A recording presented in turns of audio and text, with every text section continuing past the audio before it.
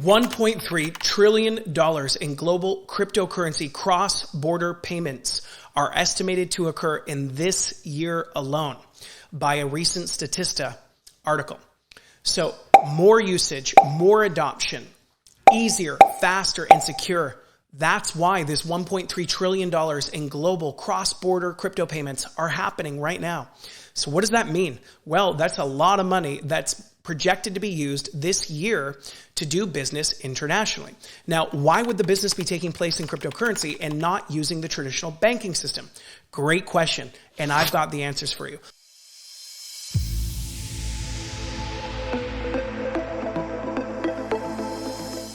What's up, everybody? My name is Mr. Beckman with Infinite TV and the Infinite i2 and Zagkiel financial solution that is coming soon. Hit this like button, comment below letting me know your thoughts, and let's buckle up for another exciting ride on the developments of blockchain technology. Here's why blockchain technology finance solutions are the future for humanity. They're easier, they're faster, and they're more secure.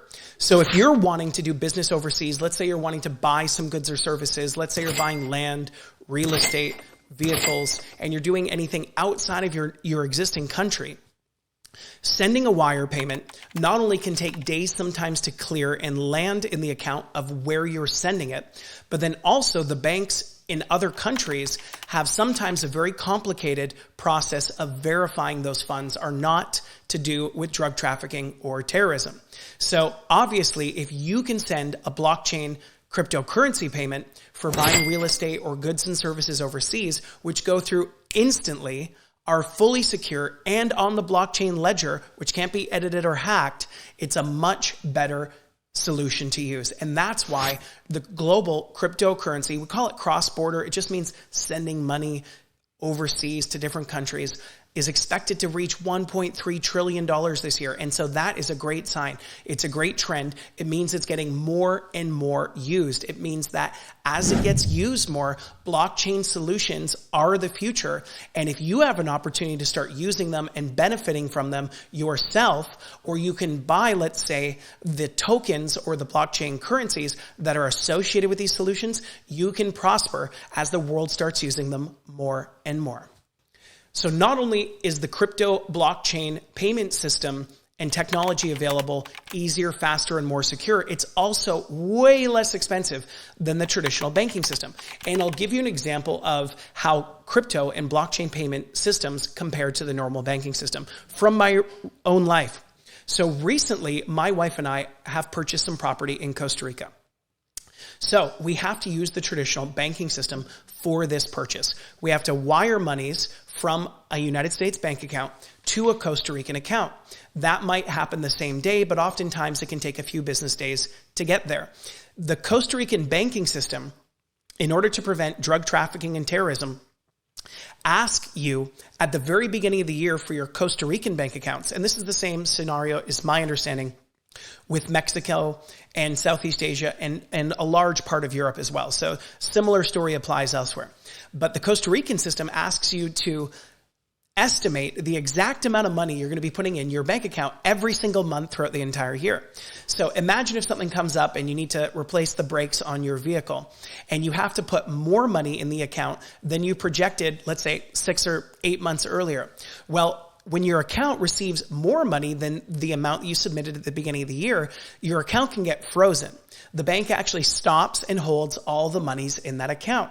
They won't let you take any more money out. If you really urgently need to make a repair in your car, you can't do it until you go through a verification process. Now, there's a reasonable, understandable reason why they have this in place. Like I mentioned, it's to prevent crime and terrorism, but at the same time, it can be a real pain in the butt. Also, if you're wanting to send through larger amounts of monies, like my wife and I right now are wanting to buy this property in Costa Rica, it's really, really difficult to do it. And if you do it, you have to go through such a lengthy diligence process of verifying to the bank where the monies came from. I've even heard of stories where people were wanting to move to Costa Rica, as an example, and the process of buying the house with the normal banking system was so complicated that they actually didn't even want to move to Costa Rica any longer. So not to take away from Costa Rica, I love the country, I love the nature, it's very safe, and Myself and my children absolutely love it. But I'm just giving you an example of how this normal banking system is hard. It's difficult. It takes a lot of time, and it can ultimately be a big pain in the butt. But let's compare that to blockchain tech. So with the new Infinite I2 system that's coming out, as an example, let's say I have an I2 account, and let's say the person that I want to buy a home from or a piece of property from has an I2 account. Well, for the first time ever, we can take a real estate purchase contract, we can put it on the blockchain. A little slang expression I'm going to teach you guys for on the blockchain, it's just simply called on-chain. So let's say we take the purchase agreement of the house, put it on chain. Now that contract actually can go on the blockchain. So now it becomes a part of permanent record, which is pretty cool. No one can edit it or hack it or change the price of the home that I'm trying to buy on me without my knowing. We can also put the escrow service of buying that home. So when I make an agreement to buy a home, let's say for $100,000, let's say I agree to make $5,000 payments every few months in order to complete the $100,000 total purchase price. Well, the way that blockchain technology works, we can put the contract on chain. We can also put the escrow service on chain so that the payments are automatically firing in accordance with this agreement. And everyone knows that's participating in this house sale, the seller and the buyer, that it's 100% secure, that the monies are 100% coming through. And when the monies are sent, it's instantaneous. And that's definitely one of the best parts of blockchain financial tech. When I go to send monies on the blockchain, rather than the wire system in the traditional banking world that I just described, taking a day or several days, maybe getting released right away when it gets there, maybe being held for days or weeks. I've even had a worst case scenario where I sent a wire one time to a family member in Canada that needed monies urgently. The monies never arrived. We had to do an inquiry, and it took about 35 days for the monies eventually to make their way back to us. So the person that needed the money urgently in Canada, the family member, didn't end up getting them for about 40 days. And when I sent the wire originally, they really needed them. So obviously that's not very convenient. Now with the blockchain though, I could send the monies and they're instantaneously sent.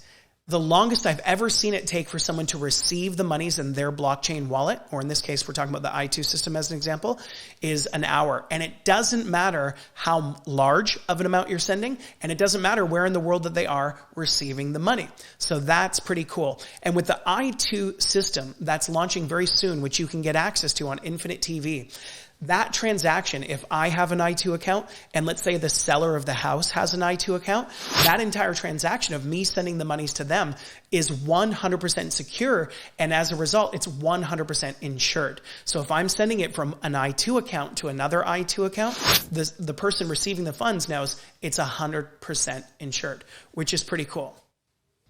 Fees, your money for holding, managing, sending, and using your money. Now, it's pretty crazy to see all the different fees that exist in the normal financial system.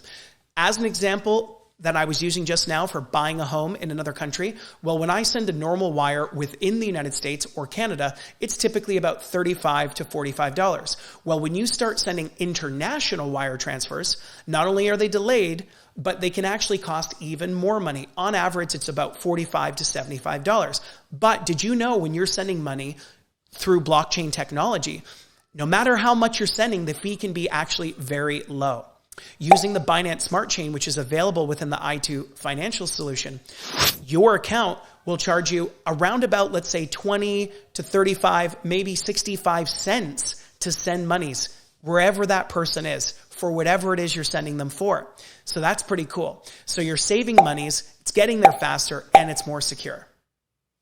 So now you can start to see why business owners are starting to use crypto and blockchain financial solutions more and more and more. $1.3 trillion, that's $1,300 billion, is estimated to be used for international overseas banking this year alone. And that number is only going to go up. As it's used more, it's more secure, it's faster, and the fees are less. Why wouldn't you move to a blockchain financial solution? And as an aside story, I know right now, as I described earlier for buying this home, money's so hard to get into Costa Rica that there are more and more car dealerships that are willing to accept cryptocurrency in payment for the car, because just getting the money in the country could be a nightmare. And there's even conversations I've had recently with realtors where I'm like, come on, can't you guys just help people buy these homes using cryptocurrency? And they're even willing to do it. And as you could imagine, as a business owner, if you're wanting to buy goods and services overseas, sometimes it's pretty sketchy to do that. If you're sending a wire transfer to someone in India or China or Southeast Asia or wherever you're sending it, you obviously want and hope and oftentimes really need for them to get the money and then them to send you the stuff that you're hoping to buy. Well, with the traditional financial system, it can be pretty weird because you can send through the monies, your bank can tell you they're sent, but you have really no way of verifying that they actually got the money. And I've heard stories before where people say, well, the monies didn't arrive. Your bank says, well, we think they did, but there's no actual way for you to verify because of the international banking system that they in fact really did receive those monies in their account. They say they're supposed to be, but how do you really know? The other thing, as an example, that blockchain technology is going to afford you as a business owner is, let's say you're using the i2 financial system once again. Let's say you're someone that sells t-shirts. You're ordering a big order of t-shirts from China. Well, you can tell the Chinese t-shirt manufacturer you want them to sign up for an i2 account. You can put the agreement on chain through a smart contract. You can say, hey, I'm buying 1,000 t-shirts from you, and you can send them the money for the 1,000 t-shirts using your i2 account. You'll be able to see the funds are sent, and you'll be able to see they're received on the permanent blockchain ledger. And then if they never send you the t-shirts, according to your smart contract, this contract that's on the permanent blockchain ledger, then you just simply contact us at i2. We can see the contract that you guys agreed to with this transaction. And if you don't have shipping information and a tracking number and proof of the shirts being received, your i2 account will allow you to instantly get those monies back. Whereas right now it's kind of a hope and a prayer where you wire monies overseas. Initially, when you're starting a relationship, obviously there's many good foreign international business people. But when you're first starting a relationship, you kind of send the monies and really hope that you get what you're paying for. Here's a simple breakdown on how sending monies on the blockchain works. Basically, you have a wallet. We call it a digital wallet. Now, your wallet has a unique code of numbers and characters that's attributed uniquely to you and your wallet. So let's say I wanted to send you some monies through the blockchain. You tell me how much. You would send me your wallet address. I simply take that code, I copy it, and I paste it right now. I hit send, and that's it. Now, when those monies are sent, they go onto this thing called the blockchain ledger. The blockchain ledger is really cool. This is why blockchain is so secure. It's a permanent record. It says, hey, Mr. Beckman sent to Joe this money, and here we can see that it was sent to this wallet address of Joe's, and it even shows up when it was received, and it puts a little date timestamp there. Now, no one, even let's say I'm sending money to Joe, and Joe's a hacker, and Joe wants to go in and delete the entry that, in fact, I did send him monies and he received them. Well, Joe can't do that with the permanent blockchain ledger. You've probably heard the term by now, NFT. It stands for non-fungible. Non-fungible means not editable, non-hackable. So it's pretty cool that we're entering into this phase of humanity where we can transact commerce and send money back and forth, and it goes onto a permanent record that no one could ever edit or hack if we didn't want them to. Obviously, we don't want them to be able to do that when it comes to our money. And so now that we have this permanent ledger and the blockchain technology itself, which really stands for a chain of blocks, the blockchain technology is actually theoretically unhackable. The most powerful computers in the world are called quantum computers. And the theory goes right now that even if someone had a quantum computer and they tried to hack this one chain, or let's say this string of code that lives on one computer that says you have $1,000 in your account, even if a quantum computer went after this one string of blocks, this one blockchain, and they tried to hack it, supposedly it would take them years to do it. But once they hack this one chain of blocks and it's edited or it changes it all, if that was even possible, The way the blockchain works is it's what's called decentralized. So your $1,000 you have is recorded on one computer, let's say in this blockchain. Then that code that says that you own $1,000 is actually backed up on 30,000+ computers all throughout the world. So even if someone had a quantum computer and they managed to hack this one chain, when the other 30,000+ computers go to confirm that you in fact have $1,000, if this one string of blockchain code has been altered at all, and that doesn't match the same record that you had $1,000 on the other 30,000+ computers, the system automatically is so brilliant because it ignores this edited code and assumes if it's the same thing on these 30,000 other plus computers, that that's probably what it is. So that's why blockchain is also so secure, because of the technology itself. It's theoretically unhackable on one chain of code. Good luck doing it on 30,000 other plus computers. It's unhackable. So you can clearly see with what I'm sharing here, blockchain financial technology and solutions are definitely the future. Now, this becomes even more important with the current banking and financial system entering into a crisis here in the United States of America, with Signature Bank going down, with the Silicon Valley Bank going down, with Goldman Sachs losing up to 12% of their public market cap value in just 1 month in March of this year. It is scarier than ever to keep your money in a traditional bank account. And that's a big problem. Another big problem, which I've highlighted in other videos in the past, is the backing of your money. And I'll probably get into more details exactly what that means in a future separate video, because it's a topic that really deserves your awareness of what it all means and how it works.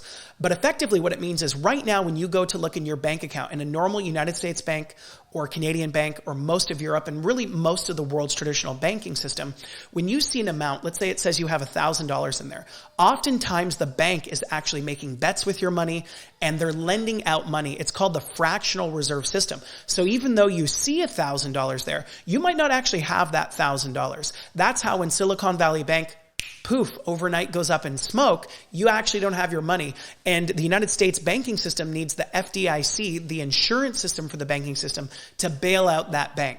Well, with blockchain technology and with the Infinite I2 financial system that we're putting live here shortly, every single one of the currencies that you're going to take your money and store it in, or the digital assets like Bitcoin, Ethereum, or Zakiel coin, they're actually going to be backed one-to-one with real money or currencies or solid assets, like I mentioned earlier. So the technology is evolving to a point where you no longer have to worry if the money you just put in your bank account is there or not. There's actually a really funny South Park clip of this, and maybe we can cut it in for you guys right here. Do I really have to do this, Dad? Stan, now more than ever, you need to understand the importance of saving money. But Grandma said I could use this money to buy whatever I want. Okay, next please. Go on, Stanley. How can I help you, young man? I got a $100 check from my grandma, and my dad said I need to put it in the bank so it can grow over the years. Well, that's fantastic. A really smart decision, young man. We can put that check in a money market mutual fund. Then we'll reinvest the earnings into foreign currency accounts with compounding interest, and it's gone.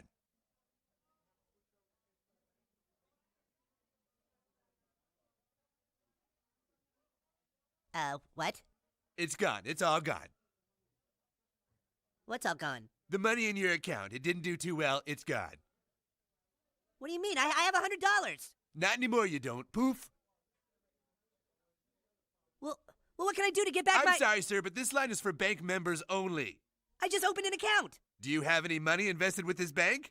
No, you just lost it all. Then please stand aside for people who actually have money with us. Next, please. Hey! Hello, Mrs. Farnickel. How are you today? Making a deposit, are we? Great. We can just put that into your retirement account and make it go to work for you, and it's gone. What? Sorry, yeah, that's gone. Please step aside for people who actually have money with the bank. Next, please. Dad! Hey, I'm trying to teach my son the importance of savings. You already lost his money? Oh, Mr. Marsh, don't worry. We can just transfer money from your account into a portfolio with your son, and it's gone! This line is for people who have money with the bank only. Please step aside. But blockchain does have a seriously big problem. Maybe not for you, but for big government and federal tax departments. So here's what that is. Right now, if you took your life savings, you could convert it into Bitcoin or Ethereum, let's say, or Zagkill coin. You could then send those monies to a decentralized wallet. And because of how the blockchain works, you can set up what's called a decentralized account anonymously. Now, once you have your money in that anonymous account, big government and federal tax organizations can't actually monitor or control your money. They have no idea what you have in there. You would need to be an honest, law-abiding, tax-paying citizen and report the monies to your local tax authority. Now, obviously, all of us want to be law-abiding citizens, but that presents a really big problem for big government. They now need you to be honest. Now, I, for one, personally assume you are honest and that we are all honest human citizens of the globe. But big government doesn't necessarily like that because they want to be able to verify themselves. They don't want to have to take your word on it. That's why when you do your taxes in the United States or Canada or Europe or Asia or all of Latin America, in the normal banking system, at the end of the year, when you submit your taxes, oftentimes a lot of people get back from the tax authority, hey, actually, we have in our records that you earned more money than that or that you received more money than that. How do they know? That's because your bank accounts are already automatically communicating all of your financial information and data to your local government's tax authority. That's how they know and are able to write you back and say, actually, according to our records, you received more money than that. And so blockchain actually provides this decentralized freedom right now. And that's why blockchain thus far has grown as big as it has. Initially, that was the biggest first reason, was that people that didn't want big government oversight or tax authority oversight into their lives, they're honest, tax-paying citizens, obviously, did not want, however, though, any big government authority to exercise control over the freedom that they have through their money. Now, this might not be as big of an issue for you if you're watching this video in the United States or Canada or most of the world. But as you're aware, there are currently some communist dictatorships out there. There have been military dictatorships in the past. And the citizens of those countries absolutely needed freedom of control over their money. And it could be very hard to get it. Maybe they need funds so their families can escape communism. Well, how could they even do that in the traditional banking system? Oftentimes they can't. So there's a lot of pros to blockchain freedom that comes with the technology. This is the biggest reason why most enthusiasts, most of the earliest adopters of blockchain technology have been fans of what the technology presents, because it really does eliminate the ability, at least right now, for big government censorship and control over your money. And a lot of people think that your money is the same thing as saying your freedom. So with this ability for you to have freedom without government oversight, it's no wonder why world governments are sprinting to get their own blockchain currencies online and in place as fast as they can.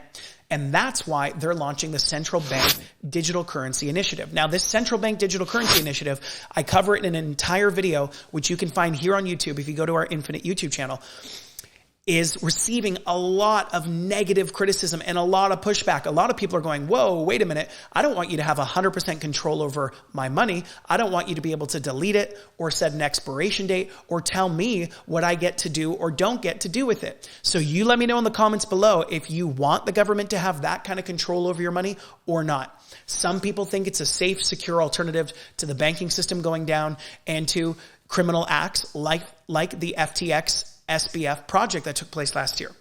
Other people think that they're completely, perfectly fine with being able to manage their own money, and they want to be able to choose what they get to do with it. But let me know in the comments below your opinion on the matter. But with any new emerging technology space or market, there's always going to be bad actors.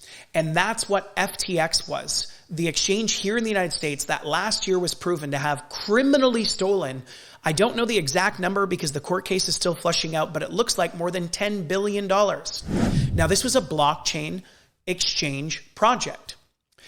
Unfortunately, they were criminal, bad actors. They took people's monies, said that they were in their account, and they were straight up stealing it. Now, does that mean that blockchain and cryptocurrency is a bad thing? No, it just means that criminals could use a gun, or in this case, cryptocurrency exchanges, for criminal acts. It doesn't mean inherently the thing is bad. It just means that if there's a criminal using something and they do criminal activity, then that's obviously a bad thing. But it doesn't discount the entire overall value of the blockchain technology. Now, I'm not going to comment on what Sam Bankman-Fried's intentions were with FTX, but it does look like right now, unfortunately, the largest financial fraud and crime case in human history, with over $10 billion completely stolen. We do know him and the FTX platform was one of the largest political donors to both parties here in the United States.